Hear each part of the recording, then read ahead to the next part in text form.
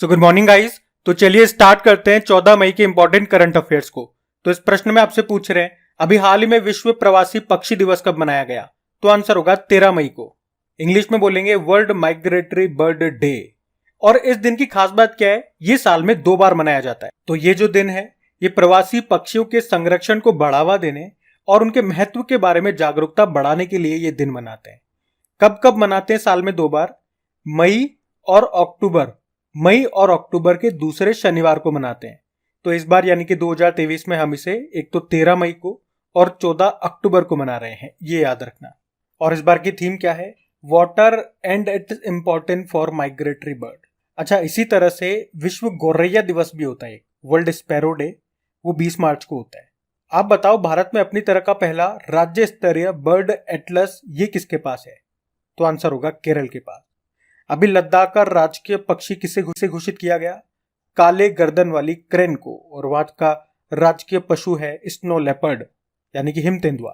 और अगर एक बार रिवाइज करें मई में कौन कौन से दिन हमने मनाए, तो 1 मई को विश्व श्रम दिवस मनाया, 2 मई को वर्ल्ड ट्यूना डे, और 2 मई को विश्व अस्थमा दिवस भी मनाया जो कि मई के पहले मंगलवार को होता है। 3 मई को विश्व प्रेस स्वतंत्रता दिवस है। 4 मई को कोयला खनिक दिवस हो गया। 4 मई को अंतरराष्ट्रीय अग्निशामक दिवस फायर फाइटर्स डे। 5 मई को विश्व हाथ स्वच्छता दिवस वर्ल्ड हैंड हाइजीन डे।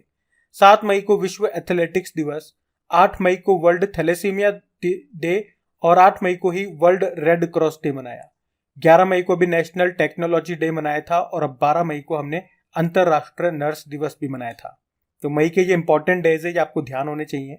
बाकी आप देखोगे तो हर महीने का जो डे और थीम वाला जो अलग से पोर्शन है टॉपिक वाइज करंट अफेयर्स में हम लोग कवर कर चुके हैं। इसी तरह से अवार्ड्स हो गया, अपॉइंटमेंट हो गए, military exercise, ranking and indexes, निधन वाले क्वेश्चन, हर टॉपिक का आपको हर महीने का एक सेपरेट वीडियो मिल जाएगा। तो आप प्लेलिस्ट में जाकर के उसे चेक कर लीजिए और इसका फायदा उठाइए। बाकी इनकी क्विज बना करके अपलोड की जाती है आपकी क्रिक एग्जाम एप्लीकेशन पे, वहां जाके टेस्ट लगाइए, अच्छे से प्रैक्टिस कीजिए, पीडीएफ भी आपको मिल जाएगी। क्रिक एग्जाम एप्लीकेशन का लिंक नीचे डिस्क्रिप्शन बॉक्स में है। अभी बढ़ते हैं आगे और वीडियो को लाइक और शेयर जरूर कीजिएगा। एक और बात थी, अब बढ़ते हैं आगे। फिर आपसे पूछ रहे हैं अभी हाल ही में ट्विटर का नया सीईओ किसे बनाया गया? तो आंसर होगा लिंडा याकारिनो को। तो ट्विटर के जो वर्तमान सीईओ हैं एलन मस्क, उनके एक ट्वीट के अनुसार एनबीसी यूनिवर्सल की पूर्व विज्ञापन प्रमुख लिंडा याकारिनो को ट्विटर का नया सीईओ नियुक्त किया गया है। ये जो लिंडा याकारिनो है ये मुख्य रूप से व्यापार संचालन पर ध्यान केंद्रित करेंगी, जबकि एलन मस्क ये उत्पाद डिजाइन और नई तकनीक पर ध्यान केंद्रित करेंगे। सीधी सी बात है, ट्विटर के नए सीईओ लिंडा याकारिनो। आपको पता है पिछले साल एलन मस्क ने, अक्टूबर का महीना था, $44 बिलियन में ट्विटर को खरीद लिया था।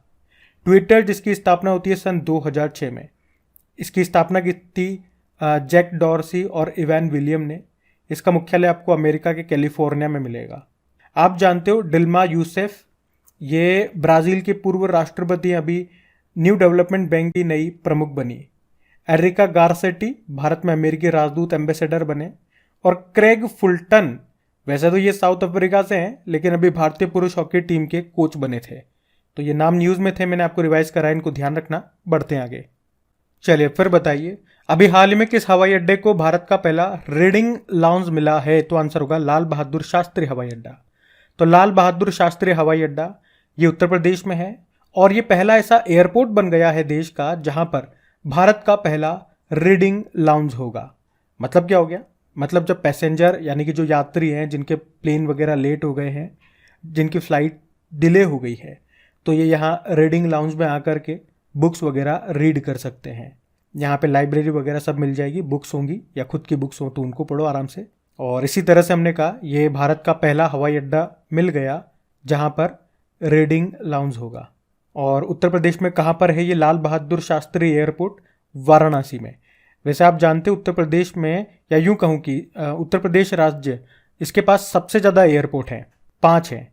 ये लाल बहादुर शास्त्री हो गया वाराणसी में, एक चौधरी चरण सिंह एयरपोर्ट मिलेगा आपको लखनऊ में, कुशीनगर नेशनल एयरपोर्ट है यहाँ पे, नोएडा इंटरनेशनल एयरपोर्ट हो गया, और अभी बन रहा है मर्यादा पुरुषोत्तम श्रीराम हवाई अड्डा अयोध्या में। अच्छा, अभी आपको याद है हमने पढ़ा था कि सस्टेनेबल एविएशन फ्यूल का उपयोग कर कमर्शियल उड़ान का संचालन करने वाली पहली भारतीय एयरलाइन कौन सी बनी थी? विस्तारा एयरलाइन। अच्छा, भारत अंतर्राष्ट्रीय नागरिक उड्डयन संगठन के जलवायु कार्रवाई में कब शामिल होगा? 2027 में। और किस एयरलाइन ने अभी दुनिया के पहले रोबोटिक चेक इन असिस्टेंट का अनावरण किया? तो ये दुबई की एमिरेट्स एयरलाइन है उसने, और इस रोबोट का नाम है सारा। अभी प्रधानमंत्री नरेंद्र मोदी ने कमल के आकार के टर्मिनल वाले बताओ किस हवाई अड्डे का उद्घाटन किया था? शिवमोग्गा हवाई अड्डा, ये आपको मिलेगा कर्नाटक में। अच्छा, यूं बताओ किस हवाई अड्डे पर देश का पहला मल्टीप्लेक्स थिएटर शुरू हुआ? तो चेन्नई इंटरनेशनल एयरपोर्ट में। उसमें भी यही था, अगर आपकी प्लेन वगैरह लेट हो गई हो, आपके पास टाइम है, तो वहीं पे ये थिएटर खुल गया है, जाओ पिक्चर उच्चर देख करके आ जाओ। और यहाँ पे हमने देखा ये रीडिंग लाउंज खुल गया, जाओ किताब विताब पढ़ लो आराम से बैठ के, टाइम पास कर लो। वैसे गोवा में जो मोपा इंटरनेशनल एयरपोर्ट है उसका नाम वहाँ के जो पूर्व मुख्यमंत्री थे मनोहर पार्रिकर, उनके नाम पे कर दिया गया। अच्छा, सोलर एविएशन फ्यूल का इस्तेमाल करने वाली पहली एयरलाइन कौन सी है? Swiss international airline. और आप जानते ही हो चंडीगढ़ एयरपोर्ट का नाम भगत सिंह जी के नाम पे कर दिया। और अभी अरुणाचल प्रदेश के तीसरे हवाई अड्डे का नाम क्या रखा गया? डोनी पोलो हवाई अड्डा। और प्रधानमंत्री जी ने तो झारखंड में देवघर हवाई अड्डे का भी उद्घाटन किया था। और हमारे नागरिक उड्डयन मंत्री, एविएशन मंत्री कौन है? ज्योतिरादित्य सिंधिया है, याद रखना। लेकिन इनके पास एक और मंत्रालय है, स्टील मंत्रालय, ध्यान रखना ये बातें। बढ़ते आगे, चलिए फिर बताइए, हाल ही में गुची की ग्लोबल एम्बेसडर बनने वाली पहली भारतीय कौन बन गई? तो आंसर होगा आलिया भट्ट। गुची ये इटली का एक फैशन ब्रांड है और इसने पहली बार किसी भारतीय को अपना ग्लोबल ब्रांड एम्बेसडर बनाया। और वो कौन है? वो आलिया भट्ट है। आपको याद है भी फिल्म फेयर अवार्ड्स हुए थे, उसमें बेस्ट एक्ट्रेस का अवार्ड इन्हीं को मिला था। कौन सी मूवी के लिए? गंगूबाई काठियावाड़ी। और गंगूबाई काठियावाड़ी, इसे इसमें बेस्ट फिल्म भी चुना गया था। बाकी आप जानते हो भी स्टार स्पोर्ट्स ने ब्रांड एम्बेसडर बनाया था, किसे? एक तो रणवीर सिंह को और एक ऋषभ पंत को। अभी एशियाई हॉकी फेडरेशन की एथलीट एम्बेसडर कौन बनी? सलीमा टेटे। अभी लक्सर जो पेन है उस कंपनी के ब्रांड एम्बेसडर बने विराट कोहली। विराट कोहली अभी HSBC इंडिया के भी बने थे। और महिला विश्व मुक्केबाजी 2023 के ब्रांड एम्बेसडर बने MC मैरीकॉम और फरहान अख्तर। बाकी अभी जियो सिनेमा के ब्रांड एम्बेसडर बने थे सूर्य कुमार यादव और रोहित शर्मा भी। अभी सेवलॉन इंडिया ने दुनिया का पहला हैंड एम्बेसडर किसे बनाया? सचिन तेंदुलकर को। जबकि यूनिसेफ इंडिया ने बाल अधिकारों के लिए राजदूत बनाया आयुष्मान खुराना को। तो ये पॉइंट्स भी ध्यान रखना। बढ़ते आगे, चलिए फिर बताइए, अभी हाल ही में national investment and infrastructure fund के MD CEO किसे नियुक्त किया गया? तो आंसर होगा राजीव धर को। तो अभी राजीव धर को national investment and infrastructure fund का नया MD CEO नियुक्त किया गया है। और अगर इसकी बात करें, ये क्या है? National investment and infrastructure fund. इसकी स्थापना 2015 में होती है। क्या है ये? तो ये भारत सरकार के द्वारा समर्थित अंतरराष्ट्रीय और भारतीय निवेशकों के लिए एक निवेश मंच है। और इस संगठन को बनाने का मुख्य उद्देश्य क्या है? देश में पूंजी को प्रेरित करना और संबंधित क्षेत्रों में इसकी विकास आवश्यकताओं का समर्थन करना। बाकी अभी परमाणु ऊर्जा आयोग के अध्यक्ष कौन बने? अजीत कुमार मोहंती। और मोहंती से आपको याद आएगा सिद्धार्थ मोहंती, LIC के चेयरमैन बने। और अनंत माहेश्वरी के चेयरमैन बने थे। ये भी इंपॉर्टेंट नाम है, ध्यान रखना। बढ़ते आगे, चलिए फिर बताइए, All India Football Federation grass root day ये किस दिन मनाया जाएगा? ये नया डे है, तो आंसर होगा इसका तो 23 जून को। तो अभी भारतीय फुटबॉल महासंघ ने घोषणा की है कि भारतीय फुटबॉलर प्रदीप कुमार बनर्जी की जयंती को यानी कि 23 जून को AIFF All India Football Federation grass root day के रूप में मनाया जाएगा। तो ऐसा क्यों? तो भारतीय फुटबॉल में उनके उल्लेखनीय योगदान के लिए विशेष रूप से 1962 के एशियाई खेलों में राष्ट्रीय टीम को एक ऐतिहासिक स्वर्ण पदक दिलाने में उनकी महत्वपूर्ण भूमिका के लिए उनको सम्मान कह दो या उनकी श्रद्धांजलि के रूप में हम ये दिन उनकी जयंती के रूप में मना रहे हैं। कौन सा दिन? 23 जून को, याद रखना, AIFF grass root day. All India Football Federation की बात करें, स्थापना होती है 1937 में। हेडक्वार्टर नई दिल्ली में है और अध्यक्ष हैं कल्याण चौबे। और फुटबॉल से आपको याद आएगा, अभी Laureus sportsman of the year का अवार्ड मिला लियोनेल मेसी को। और इन्होंने world team of the year का अवार्ड भी प्राप्त किया अर्जेंटीना पुरुष फुटबॉल टीम के लिए। जबकि फोर्ब्स ने अभी दुनिया के सबसे ज़्यादा कमाई करने वाले खिलाड़ी यानी कि हाईएस्ट पेड एथलीट की घोषणा की है, तो सबसे ऊपर क्रिस्टियानो रोनाल्डो है। और बताओ इस साल जो इंटर कॉन्टिनेंटल फुटबॉल कप होगा कहाँ पे होगा? भुवनेश्वर में। और 2023 में फीफा अंडर 20 विश्व कप ये अर्जेंटीना में होंगे, जो पहले इंडोनेशिया में होने थे। और 2023 में फीफा महिला विश्व कप ये ऑस्ट्रेलिया और न्यूजीलैंड में होगा। और इसका मैस्कॉट शुभंकर है तजुनी, जो कि एक पेंगुइन है।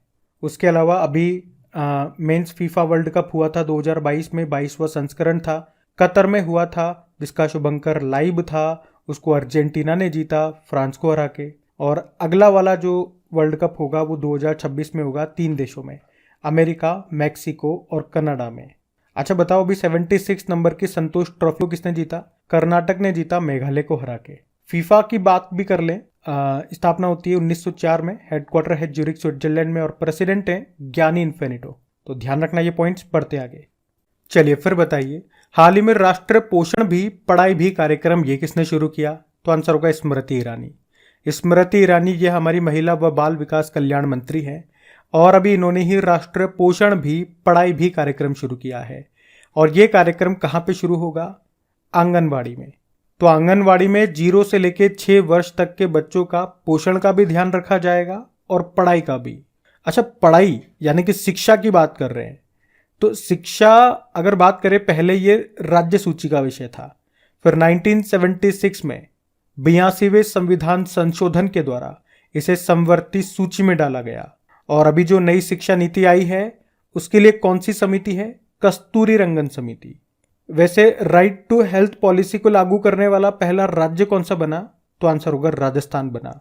और मैं अगर पूछूं कि पढ़ाई तुहार पारा स्कीम ये किसने शुरू की थी? छत्तीसगढ़ ने। ध्यान रखना, बढ़ते आगे।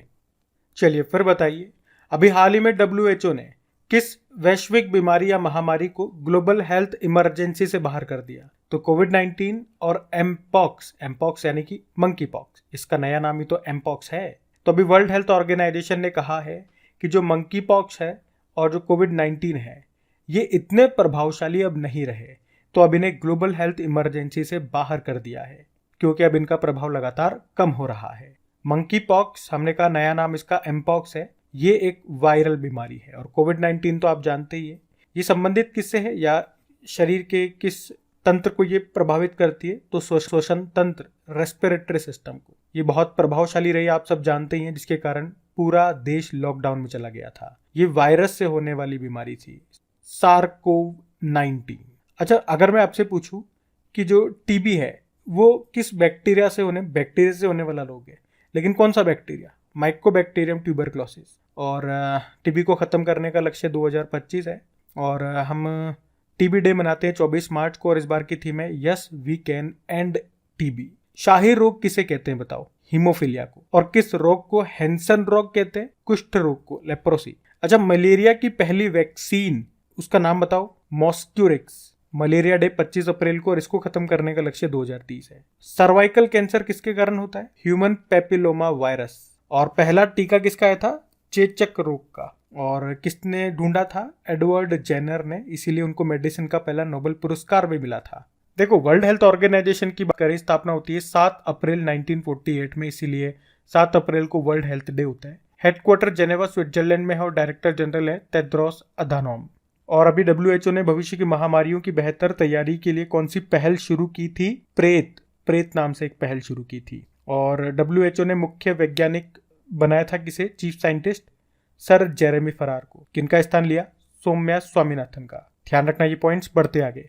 चलिए फिर बताइए, अभी हाल ही में अंतरराष्ट्रीय पादप स्वास्थ्य दिवस कब मनाया गया? 12 मई को। हर साल 12 मई को इंटरनेशनल प्लांट हेल्थ डे के रूप में मनाते हैं। उद्देश्य क्या है इसे मनाने का? पौधों के स्वास्थ्य और इसके सामने आने वाले खतरों के बारे में जागरूकता बढ़ाने के लिए इसको मनाया जाता है, क्योंकि पृथ्वी पर जीवन के लिए पौधे आवश्यक हैं। वही तो हमें भोजन देते हैं, ऑक्सीजन देते हैं, आश्रय देते हैं, पर्यावरण को साफ रखने में महत्वपूर्ण भूमिका निभाते हैं। थीम क्या है? Plant health for environmental protection. तो ध्यान रखना ये। चलिए फिर बताइए, अभी हाल ही में मोनलम चेनमो उत्सव ये कहाँ मनाया गया? लद्दाख में। तो अभी लेह लद्दाख में ये उत्सव मनाया गया। तो विश्व शांति और खुशी के लिए लेह में बौद्ध भिक्षुओं और जो नन होती है उनके द्वारा ये उत्सव मनाया जाता है। 5 दिनों का होता है ये उत्सव। वैसे लद्दाख में हेमिस फेस्टिवल मनाते हैं हम, लोसार फेस्टिवल ये भी हमने लद्दाख में मनाया, इंपॉर्टेंट है ये। उत्सव से याद आएगा, अभी थावे उत्सव कहाँ मनाया गया था? बिहार में। गज उत्सव असम के काजीरंगा नेशनल पार्क में। सरहुल फेस्टिवल झारखंड में मनाया हमने। अभी पहला सिलहट सिलचर महोत्सव मनाया असम में, असम की बराक घाटी में, भारत और बांग्लादेश के बीच में। और बथुकम्मा त्योहार जिसे फूलों का त्योहार कहते हैं, तेलंगाना में मनाया, जबकि फूलदेई त्योहार उत्तराखंड में मनाया जाता है। बुमचू उत्सव का मनाया था सिक्किम में। और काला घोड़ा कला महोत्सव मुंबई में मनाया। बिहू फेस्टिवल आप जानते ही हो, असम में मनाते हैं। धानु जात्रा महोत्सव हमने उड़ीसा में मनाया। एक चेर चेरा महोत्सव मनाया था छत्तीसगढ़ में, तो ये भी ध्यान रखना। अब हम कल के करंट अफेयर्स का क्विक रिवीजन कर लेते हैं। तो पहला प्रश्न आपसे पूछा था अंतर्राष्ट्रीय नर्स दिवस कब मनाया? 12 मई को। फिर पूछा राइट टू वॉक लागू करने वाला भारत का पहला राज्य कौन सा बना? पंजाब। फिर पूछा कौन सा देश एशियाई कबड्डी चैंपियनशिप 2023 की मेजबानी करेगा? South Korea. फिर पूछा अभी मई 2023 में आईसीसी का नया ग्लोबल स्पॉन्सर किसे चुना गया? मास्टर कार्ड को। फिर पूछा अभी किस राज्य के शांति निकेतन को यूनेस्को की टेंटेटिव लिस्ट में शामिल किया गया? पश्चिम बंगाल। और the Indian metropolis deconstructing India's urban spaces नाम की बुक को किसने लिखा? फिरोज वरुण गांधी ने। अगला प्रश्न है भारत की सबसे बड़ी गैर बैंकिंग वित्तीय कंपनी पावर फाइनेंस कॉर्पोरेशन की पहली महिला सीएमडी कौन बनी? परमिंदर चोपड़ा। अगला प्रश्न है स्वच्छ भारत मिशन ग्रामीण चरण 2 के तहत किस राज्य के गांव 100% ODF प्लस घोषित हो चुके हैं? तेलंगाना। अगला प्रश्न है अभी किस डॉक्यूमेंट्री ने प्रतिष्ठित पी बॉडी अवार्ड 2023 जीता? राइटिंग विद फायर ने। और अभी मई 2023 में कौन सा देश 6वें हिंद महासागर सम्मेलन की मेजबानी करेगा? तो आंसर होगा बांग्लादेश। और एक बार फिर से याद दिला दूं, सेशन पसंद आया तो प्लीज वीडियो को लाइक जरूर कर देना, अभी तक नहीं करा तो, और अपने दोस्तों के साथ में भी एक बार शेयर जरूर करना। अब होमवर्क प्रश्न देखेंगे और सेशन एंड करेंगे। तो कल के वीडियो में आपसे पूछा था कि एक्सचेंजर इंडिया के नए प्रबंध निदेशक कौन बने? तो आंसर होगा अजय विज। आप सभी ने प्रश्न का बिल्कुल सही उत्तर दिया है। अब ये रहा आज का आपका होमवर्क प्रश्न।